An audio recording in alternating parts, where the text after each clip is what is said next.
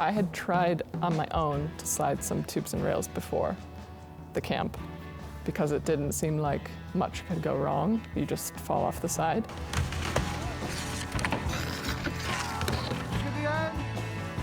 Yeah, very hit and miss, sometimes successful and sometimes super painful.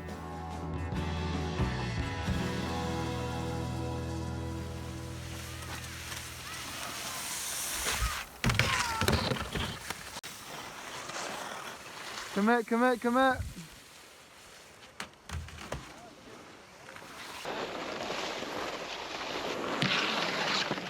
One thing that was really helpful for me with learning to slide properly was having the weight on the front foot, because oftentimes when it would go bad for me, it would be that I had all my weight on my back foot and I would slip out and I would just slam my hip on the feature. I had a bruise, like I'm not exaggerating, this big on my hip after that camp, and I was wearing hip protectors. But I just slammed so many times when I would be too back-seated. So one of the coaches at some point said, like, put your hand down by your knee on your front leg. And I started doing that, and it really was a game changer. Excellent. Look at the end.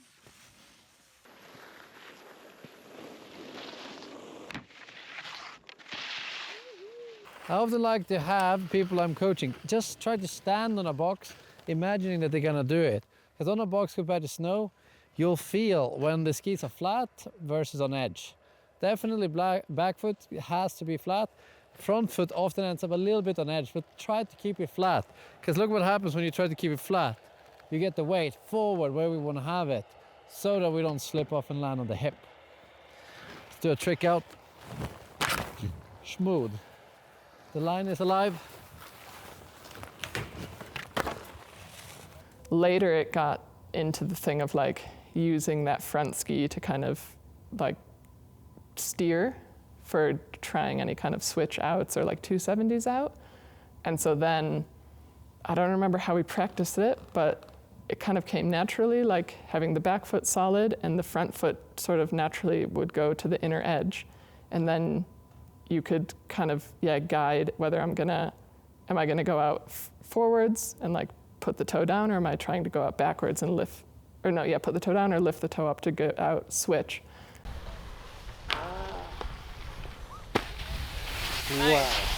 That was my best one all day.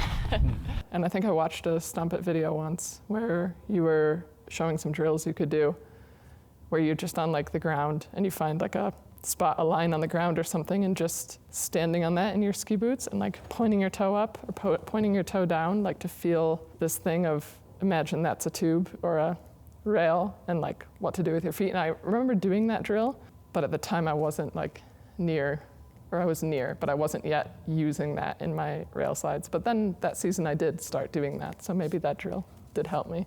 You balance on the front foot's heel and then the back foot's toe. It's kind of hard. This way you can start rotation. Or you do the opposite, that you have the front foot's toe down and the back foot's heel down to spin the other way. And if you balance this way, you'll automatically on the box or rail start rotating front side. Then you can try doing it with the heel down and the toe down. That will rotate your backside. Nice. So realistic, actually. Send it, Chelsea.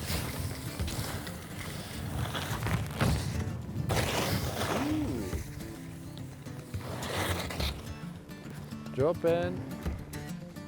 Yeah, Chelsea needed to get the toe down a little bit there. To commit a little bit more to the switch. I think the more I started sliding them, the more respect I had for them because I learned how painful it is when you fall. And that was a mental challenge because it was like, okay, I'm now scared of these things a little bit, but I do still want to learn them.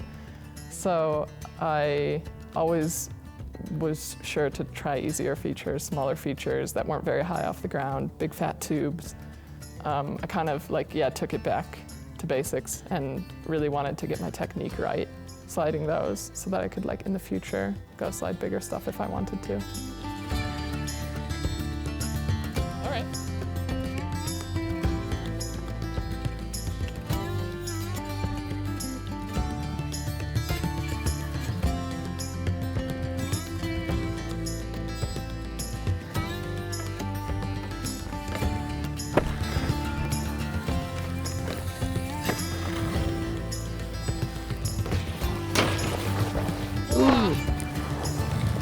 think my first big milestone was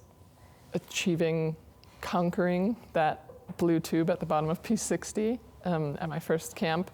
Everybody, at the time, the tube down there was blue. It was really fat. It was really low to the ground. So we were hitting it a lot during that week, and I was never making it to the end.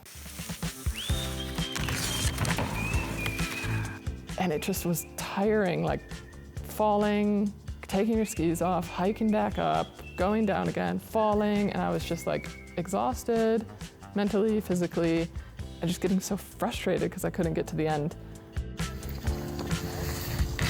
Yes! Yeah. And the coaches were just like, keep trying, like you just have to keep trying this.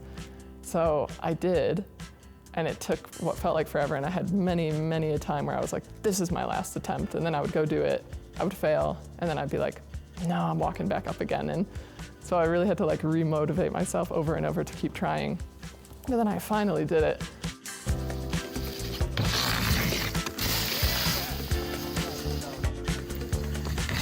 Yes!